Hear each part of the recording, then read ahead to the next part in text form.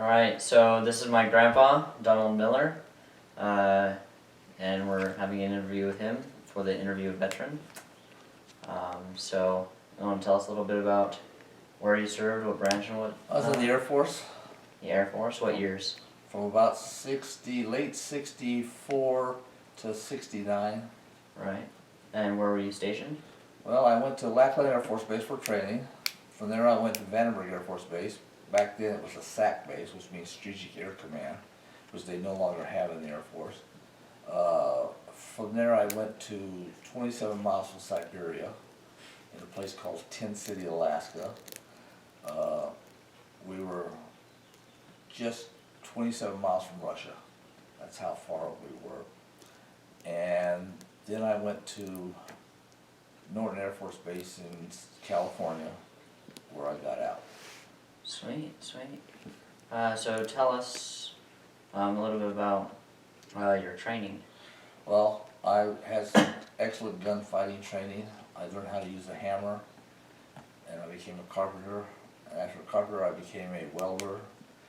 And then after I got my welding training, they shipped me to Alaska as a carpenter. And I was on a little remote base that had about 120 people, and all the different rooms were connected by large corridors. While I was there, they were building a new big composite building, but it had the world's largest tram in North America. And at the top of the hill was a big radar station, so all of us down here was basically to support that radar station. And when you're up there, you talk to the Russians all day long. They have a phone line called the Autobahn line, so you can call anywhere in the world for free and talk as long as you want to. Wow. So those who were lucky enough to get up there, they could call home and talk to my wife and I had only been married a short time. I remember one time she called me at Christmas time and we talked for an hour. And the bill was $117, Whoa. which was about the same as maybe a $400 bill today.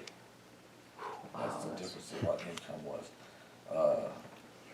Gas started going up, in the 70s under Jimmy Carter. Prior to that, I can remember having gas wars with gas like 17 cents.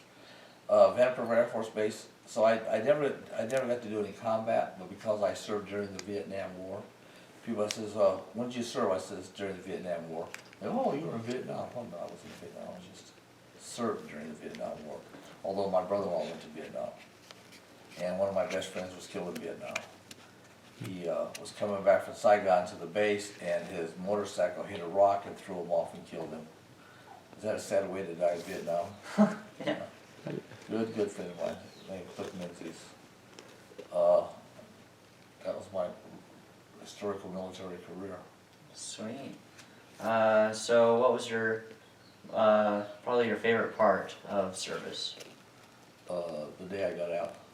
No. Actually,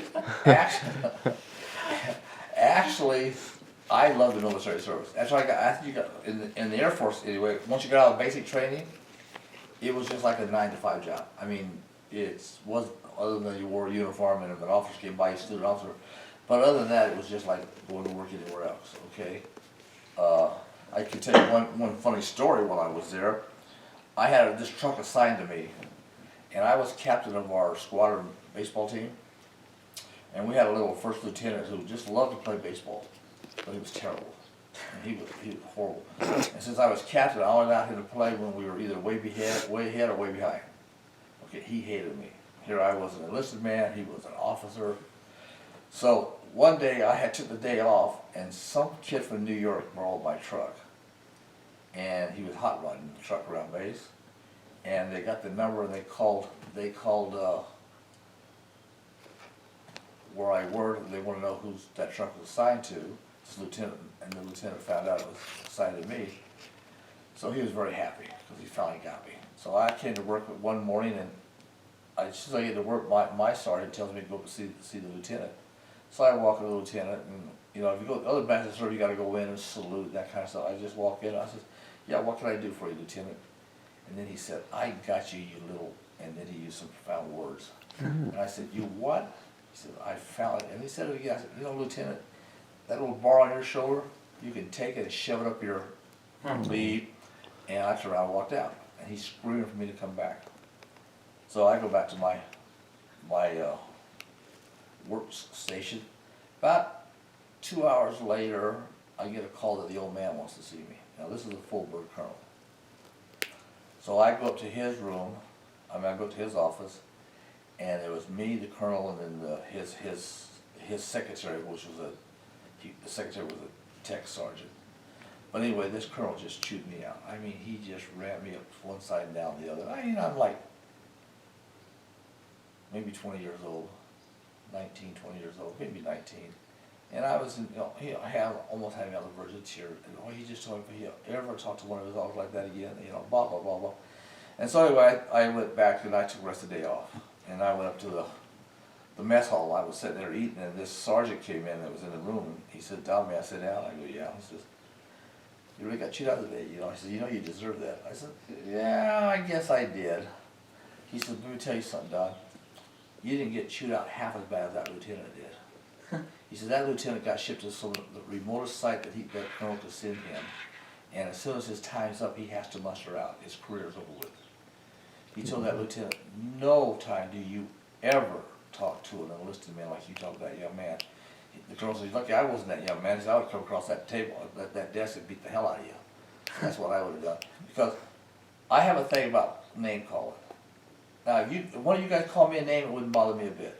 Okay, because the simple reason you guys are, you're not over me. You don't have authority over me. So this is a little off the subject, but this is interesting. I got pulled over by a cop one time with my wife and her aunt in the car. And this cop came back, and what had happened back then, the speed limit was 55 miles an hour. And I'm driving, I was in the Air Force at the time. I was driving down the freeway, and this cop came on the freeway. And so I was doing 55, and I finally turned to go around him. And my speedometer says 55, I was on cruise control.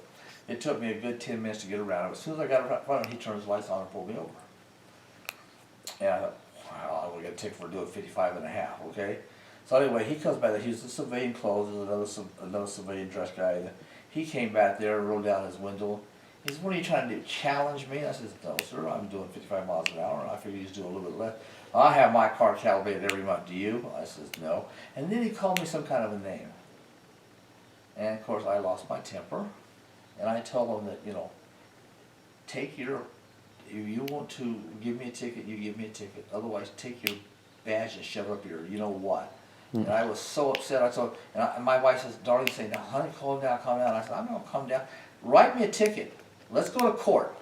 Or if you don't write me a ticket, get out." This back then when all cops were big. You had to be like 6 foot to even get in the.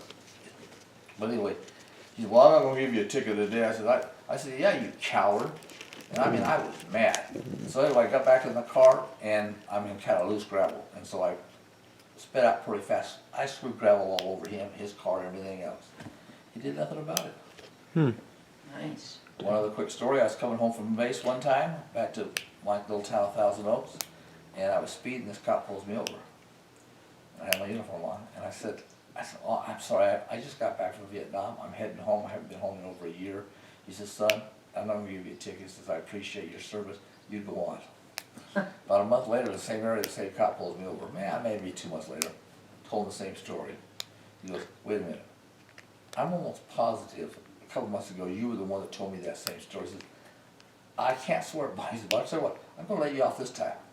I promise you, I will remember you." I never spend that area again, so don't worry. All right. Well, Military life is fun, guys. If you don't go off to college, you want to do military life, I suggest you do the Air Force, because it's just a 8 to 5. And I get all kinds of benefits because I went in the service. I mean, every time I go somewhere, I get a military discount. I could take you guys all to the movies any day and get you in for the same price I paid, which is like $6.75. So I buy all the tickets as a military discount. We all get it for $6.75. sweet. All right. Well, thank you. You're welcome. Right. That's all.